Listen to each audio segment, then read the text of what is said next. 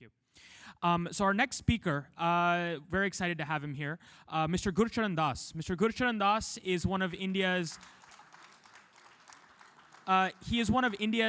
finest and most well-known authors. He's written extensively on Indian culture and its lessons to lead a meaningful life for all people.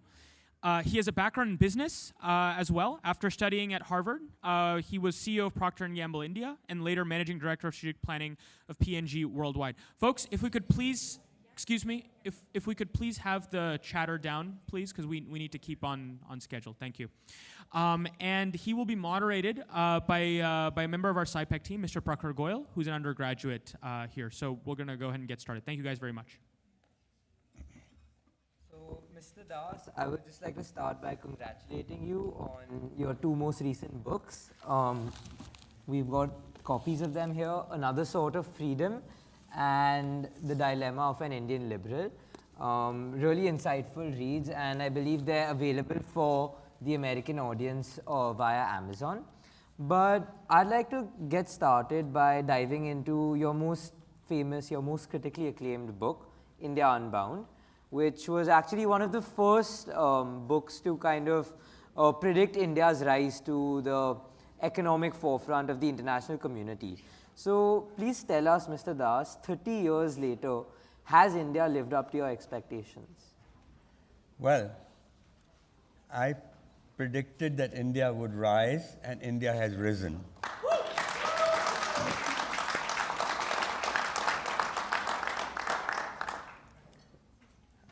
After 1991,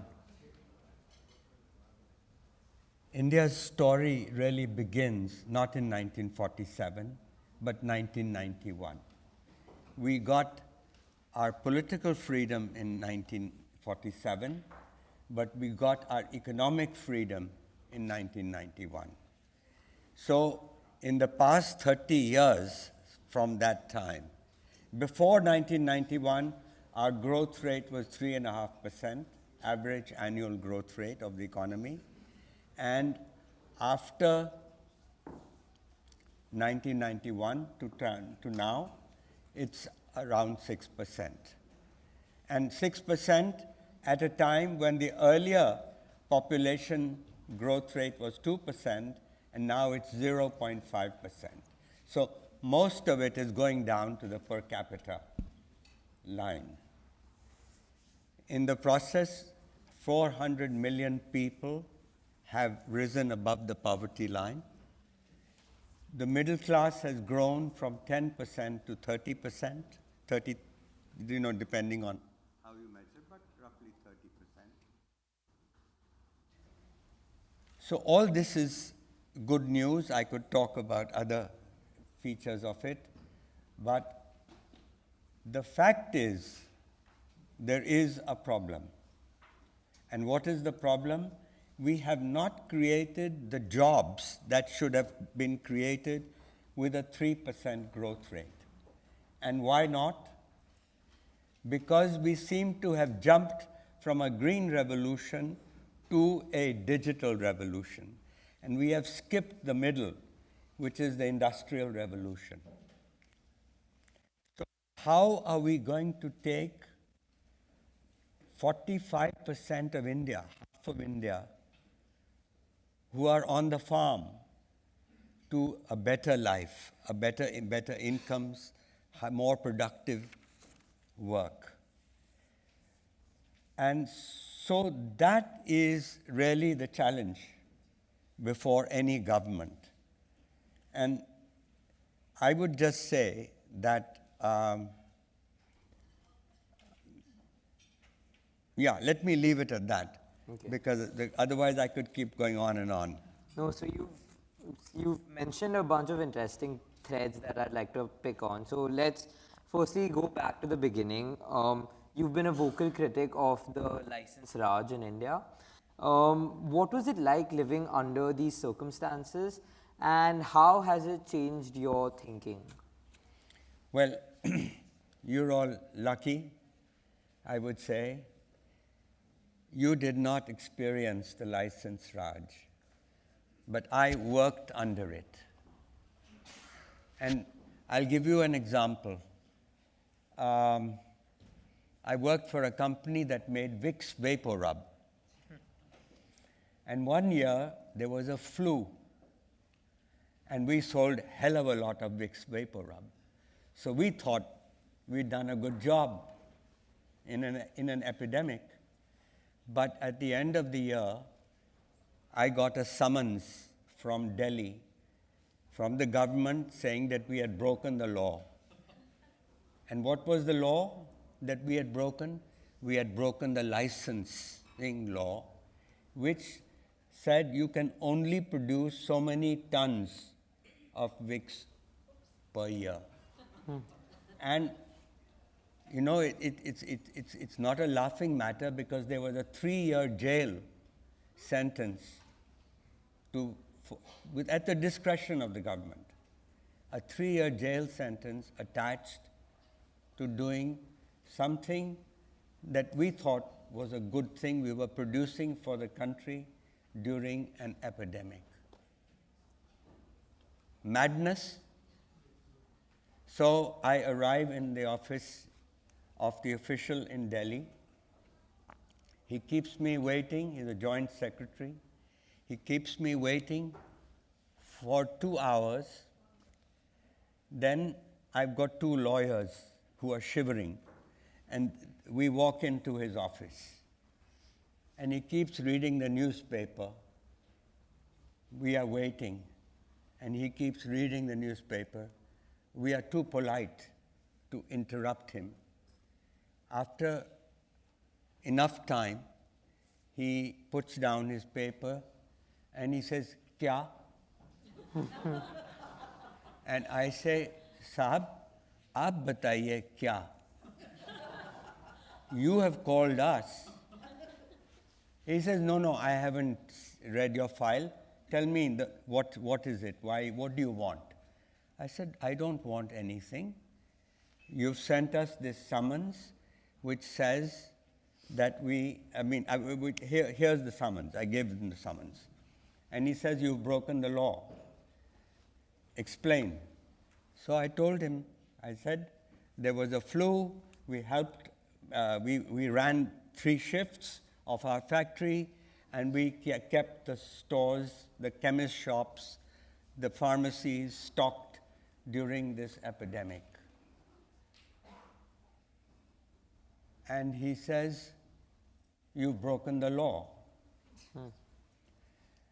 And I said, "Yes, you're right." And then he says, "You know, you chaps in the private sector, you're all crooks." And he says, especially you multinational guys, you think that you're great, you can break our laws? I'm going to make an example of your company to all of your community. And so now the law will take its course. Jao. Get out of my office. So as I'm leaving his office, I turn around and I say to him, "Sir, when the news comes out that you've sent an executive of a company, a multinational company, to jail, it will be news. It will appear in the Indian papers, it will appear in the American papers, because we are an American multinational company." And he says, "Are you threatening me?" I said, "No, the news will get out. I don't have to leak it. But what will the world say? What will, reading the paper, what will people think? What kind of country are we? That we have done something good for the country, and the reward of that being good is to send us to jail. What will they think of our Prime Minister? What will they think of you?" And he says, "Jao." Anyway, so I left his office. The lawyers are very angry with me. They said, "You should have fallen on his feet, begged for mercy. Instead, you were standing up to him, and so on. Anyway, the end of the story is, I had many sleepless nights, but the government, in its wisdom, dropped the inquiry. I'm just telling you, I'm telling you this story because this is an extreme example of the lunacy of 40 years of the license Raj under which we had to operate. And in those 40 years, that's why I say we didn't get our freedom in 47, we got it in 1991. And in the process, we sacrificed 2 generations of our country.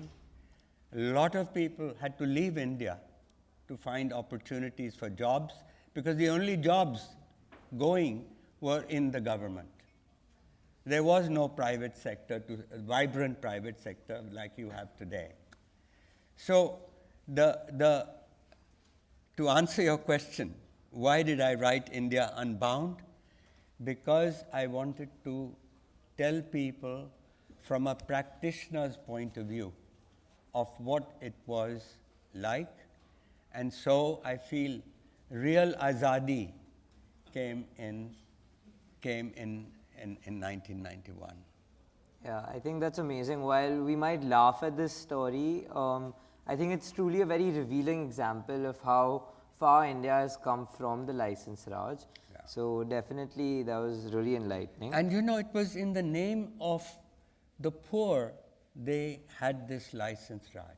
But then if you see the numbers, they did very little for the poor.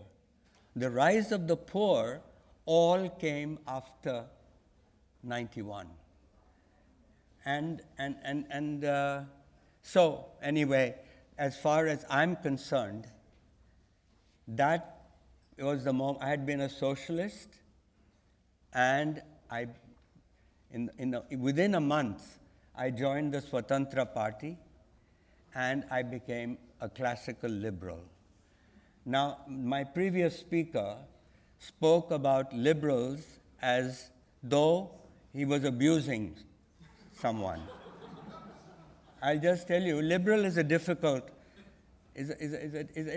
slippery word because there are all kinds of liberals.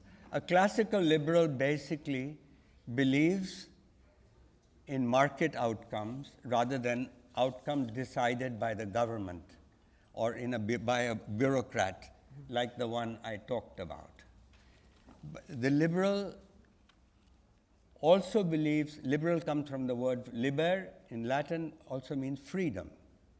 So there are left liberals and there are classical liberals. Left liberals were the earlier Marxists and so on, and they are also liberals. But you can't club them under one umbrella. And frankly, we'll talk some more about liberalism. Yeah, so I mean, I don't think there's any doubt that you are a vocal advocate of the liberal school of thought. A liberal is wary of power. Power, political power, religious power, military power, and even economic power. Mm-hmm. Because those are what threaten our lives.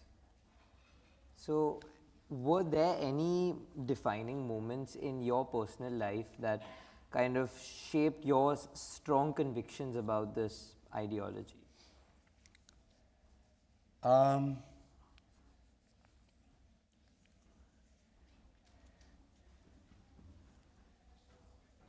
Well, I mean, certainly I told you an incident from work. Can I just see that 1 second?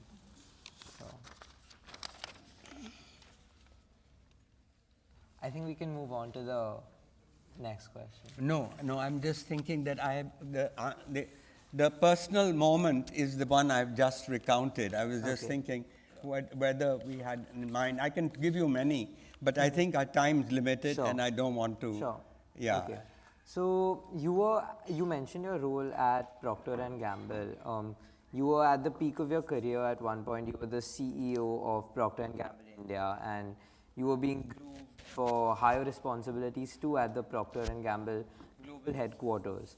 What prompted you to suddenly quit your job and become a writer? Well, for me, the 1991 reforms was, as I said, Azadi. But 2 years, by the way, by this time, I had shifted. The company had moved me to Cincinnati, which was the world headquarters of Procter and Gamble, and they were grooming me for some higher responsibility after having run India and Southeast Asia. And so I was coming to work in my car, and I turned on the radio, and it was the NPR station, which was talking about the threat to the reforms in India. The left wing of the Congress party was against Narasimha Rao. And Narasimha Rao had almost absent-mindedly created this revolution in India. And they had just thought of him as a dull old man. It was a minority government. They didn't expect the government to last, but suddenly he had done this, and he was being compared to Deng Xiaoping and all that. So the Congress party did not like that. But also it was also Narasimha Rao's fault. He did not do what Deng Xiaoping was doing in China or Margaret Thatcher had done in England. She used to say, I spent 20% of my time reforming and 80% selling the reforms. Nobody had sold the reforms. Reforms were done as though chupke, by stealth, as though we were thieves at night who were doing the reforms. So therefore, he didn't convert his own party. He did not convert the bureaucracy, whose mindset still remains the same. And so the reforms were in trouble. And I was at that time head of global strategy for Procter & Gamble, and I was going into, and this is the story, by the way, also in this book, that I was going to work, and I had to chair a meeting, a global Pampers meeting. Pampers is a brand of Procter & Gamble. And so, the heads of different parts of the world, Europe and Africa and Asia, were presenting their plans and what they plan to do in Pampers. And I'm listening to that, and I'm thinking about the reforms, because they were our one chance to lift our people. And I said, what kind of a world is this? Is this what life is all about? And I grew and here I am. Pampers is a good brand, but what am I doing here? So I think a lot of us, when we get into our 40s, we begin to ask this question, what is life all about? And that's what happened to me. It was a midlife crisis. I came home. My wife could see that I was very troubled, but within a few weeks, I told her we're going to quit, and she got worried. She said that just when we are making big money, you want to quit? And she said, you're not even 50, and 65 is the retirement age. No, but then I sat down, showed her that even in a few years of, by the way, as head of Procter & Gamble India, my salary could not be higher, was not allowed. Managing director or chairman of the company could not have a higher salary than the secretary to the government. So 5,000 rupees a month was the salary. Wow. So in fact, all the savings we had were in the few years that we had spent in Cincinnati. Anyway, the long and short of it is that I convinced my wife that, yeah, now your standard of living is not going to go up, but hopefully it won't go down. And also by then, and she said, what are you going to do? I said, I'm going to write and I'm going to defend the reforms because the government is not doing it. And, and so we packed up, we went back home, and she had this vision of now being the wife of a, instead of a corporate honcho, a wife of a starving writer. But by then, luckily, I also had written in my weekend. I'd been a weekend writer. I'd written plays. I'd written a novel. So I had the confidence. And Times of India gave me a column to write. And I had a bully pulpit.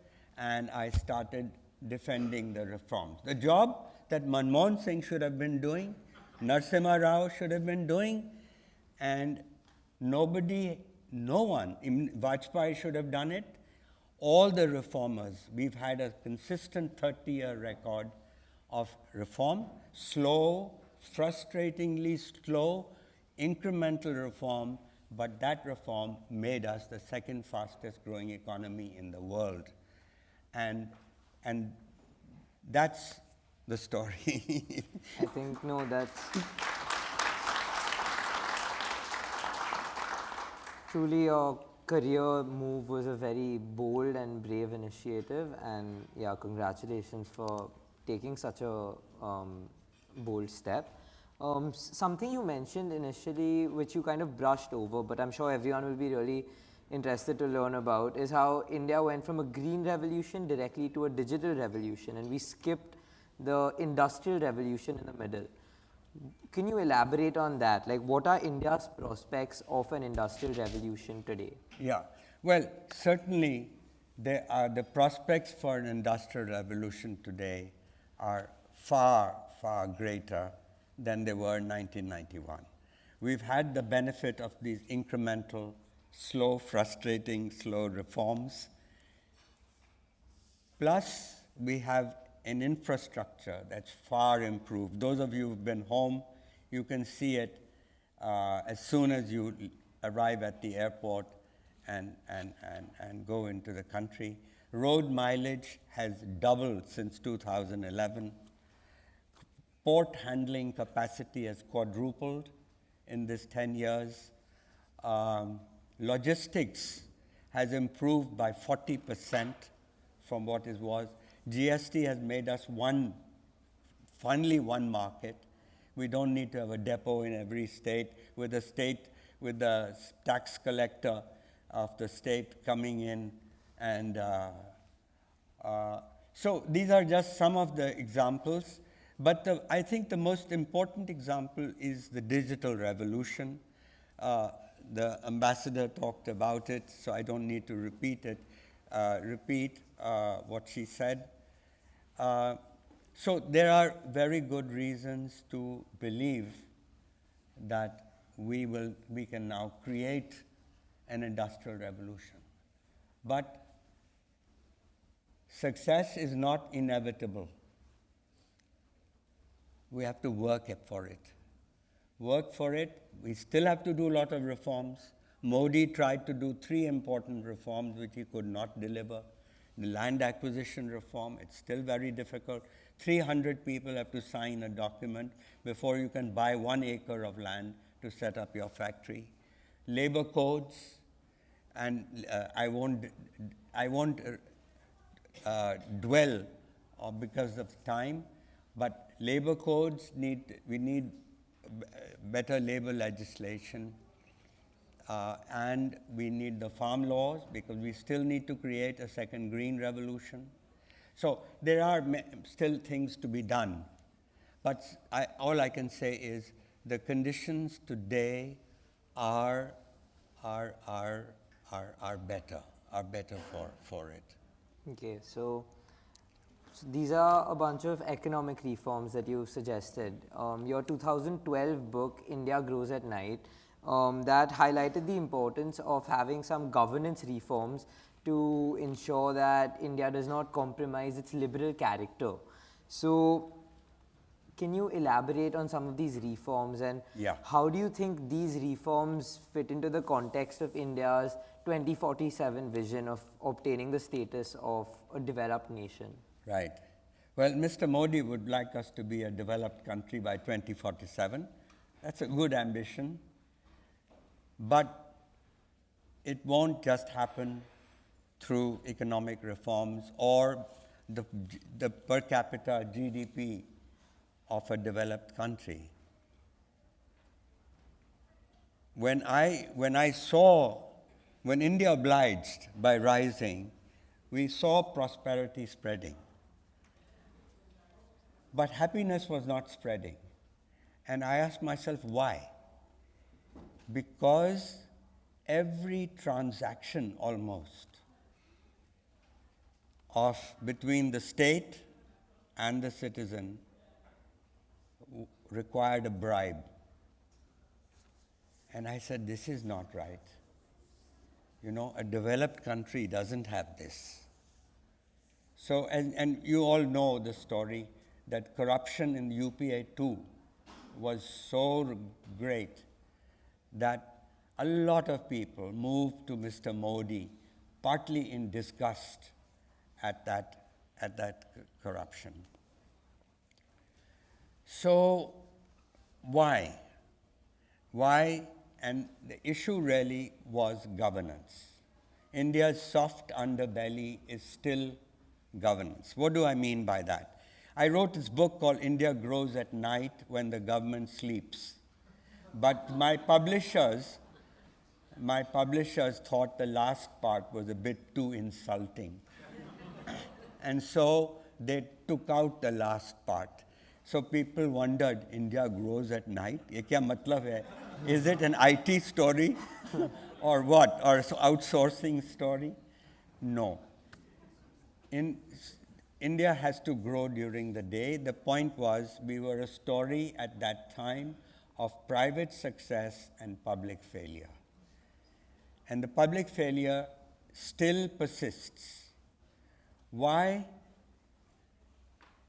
We had a lawyer here a few minutes ago of the Supreme Court, and the question to ask the legal profession, the judiciary, is why should it take 12, 15 years to get justice in the courts? I mean, justice delayed is justice denied. And this is one of the problems foreign investors notice. Enforcement of contracts takes too long. So it gives us a competitive disadvantage against another country. Second, that's police, judiciary, police. I'm a privileged citizen, but I'm scared to go near the police station near my house. The police should be somebody you go to for help and not to be far away from. And why should the police be the handmaiden of the chief minister of the state, who can let it loose against the opposition? That's wrong. Let's go from police to parliament. Why are 1 out of 3 members of parliament having a criminal record? There is one parliamentarian I know who's a crook, and I asked him, why did you fight an election? He says, to delay my case. So that's not right. And in the states also the same problem. In the state assemblies, 1 out of 3 or 1 out of 4 has a criminal record. There are answers to all these. I'm just raising the question. The fourth is the bureaucracy. Now, I know 2 bureaucrats in Delhi.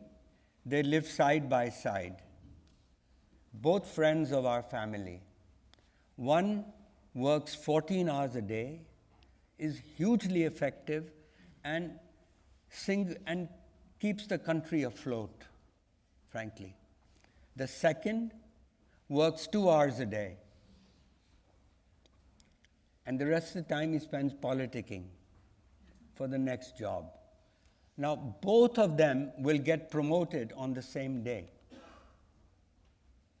Something is wrong. Something is wrong with that. So that's, if you have an organization with that kind of incentive system, you can't really be a truly developed country. So I think the question that's on a lot of the minds of Indians from my generation, we're seeing this rapid economic growth in the country, but obviously there are these challenges to India's liberal character. So can you just explain, can you kind of summarize what is this dilemma, which I'm sure your book also kind of elaborates upon. What is the dilemma of an Indian liberal in today's day and age? First of all, the irony of the situation, life is not perfect.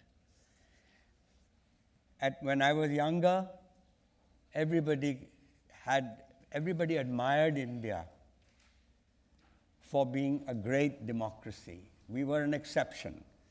The other countries who became free, well, take Pakistan on our side, neighbor, generals came to power in those countries. And India, truly, we were proud, we were envied for being a democracy, but with a lousy economy. And now, the irony is, we are a dynamic economy. In fact, this year, we are the fastest growing economy in the world. But our democracy is weakening. It's weakening. We are becoming, and I don't need to elaborate on that. And so, the worry, just at a time, this is India's moment, when India is regarded by the world as a bulwark against a democratic India is a bulwark against autocratic China. But at this time, we are poised at a moment to the world that we are the democratic answer. But democracy itself is weakening, becoming illiberal. And so we could go on that's a subject for a full day's seminar. And the dilemma of the liberal. Let me just read you, my friend. You're coming here, but we haven't got our 40 minutes yet. You are the one who delayed the last session.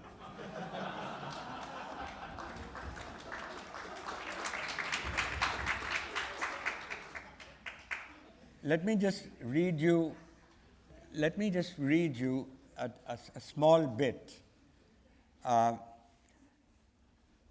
became a liberal because I believed in the virtues of openness, mutual respect, and a concern for others.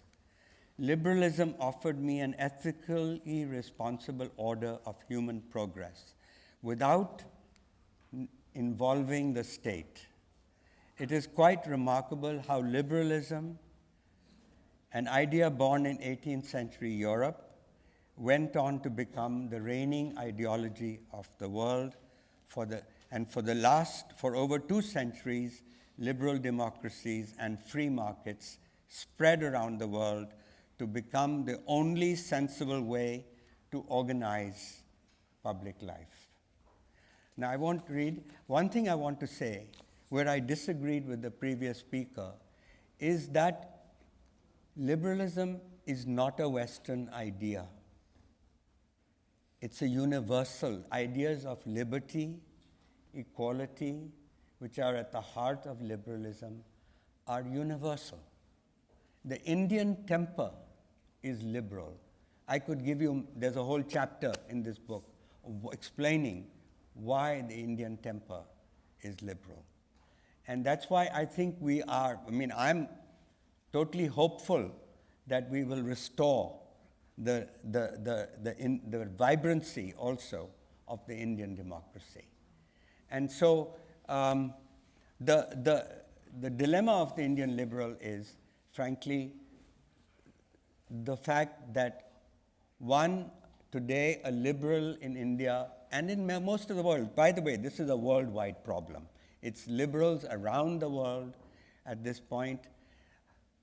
The liberal is unelectable. If I go up and fight an election and what do I promise the voter? I'll say that, look, I will make sure there are conditions for investment, factories will come up with investment, jobs will be created, and that's how prosperity will be there. The candidate who is fighting with me will say, tomorrow I will give you free electricity, plus all the women will get 2,000 rupees, plus they'll get free bus rides. That's all facts, right now what the opposition has been promising and doing. Who do you think will win? People will say, "Arey, tum to hoge bhi nahi yahan." 5 years later, you'll be gone, and that's when your results will come. And with the other guy, tomorrow, he's going to deliver this. So a liberal is unelectable. Secondly, I joined the Swatantra Party, but Swatantra died, unfortunately, after 12 years. And today, there's no hope for a liberal party. And almost anywhere in the world, it's the same problem. And third, finally, for the liberal, the problem is that I have no one to vote for. I find the weakening democracy, I can't vote. I'm neither anti-Modi, neither I'm an Modi lover or a Modi hater. I'm somewhere in the middle. I go by policy. A lot of good things have been done by this government, but a lot of bad things have been done by this government. So you're in the middle, judging each issue on its own, and frankly, it's not a good place. It's a lonely place, because I've lost my friends on the left because they think that I support Modi's good ideas. I've lost my friends on the right because they think that I'm criticizing Modi for demonetization or for the Gujarat 2002 and so on. So this is the dilemma of the Indian liberal, that he's on a lonely road today, and that's kind of the situation of a liberal, not only here, but around the world. I think that's a very refreshing perspective on politics. I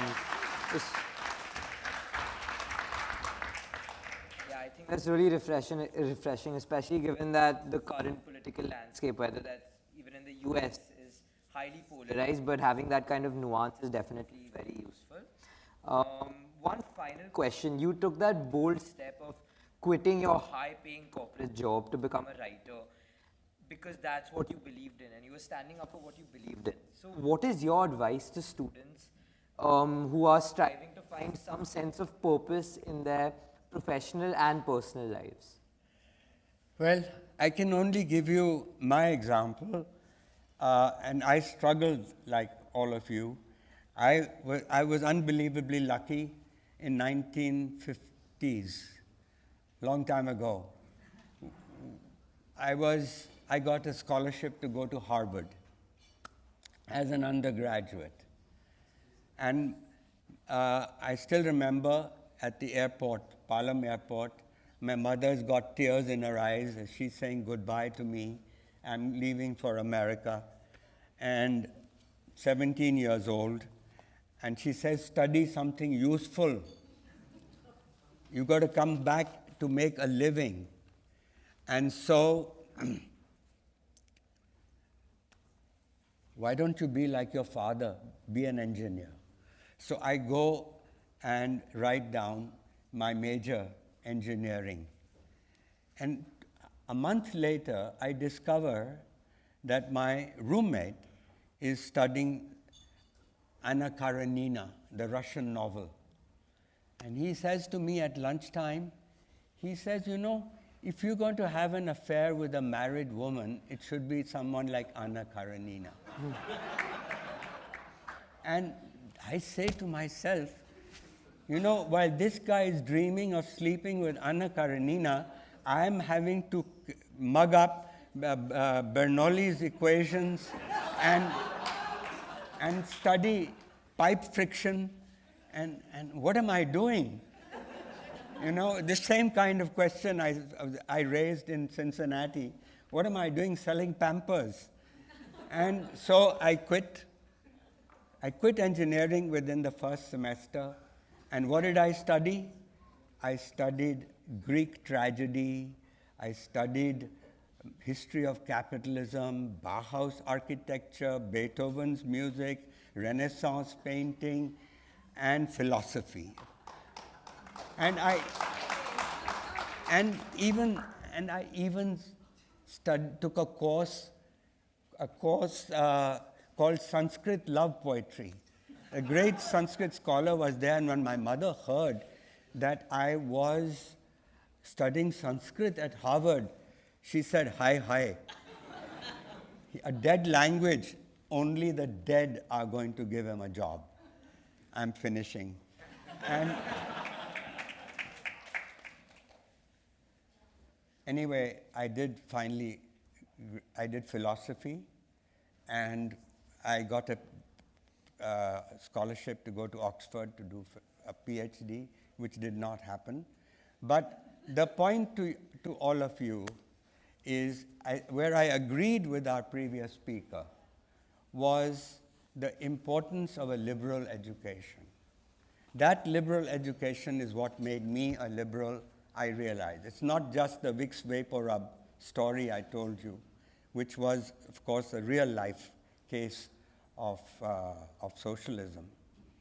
So the only advice from my own experience to you is that yes, we all have to make a living, but we also have to make a life. And making a life, I made a life at Harvard through books and inspiring professors, etc. And so all I would say is, first, the secret of happiness, quickly, is two things: to love the work you do and to love the person you live with. And